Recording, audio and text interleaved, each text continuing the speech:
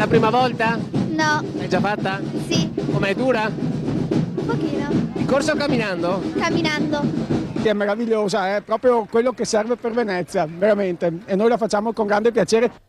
10.000, forse di più, un esercito di volontari, 600, sono questi i numeri della Sueso per i ponti, edizione numero 31, 10 km e mezzo da San Marco a San Marco, dopo aver attraversato ben 42 ponti, per la prima volta anche quello della Costituzione.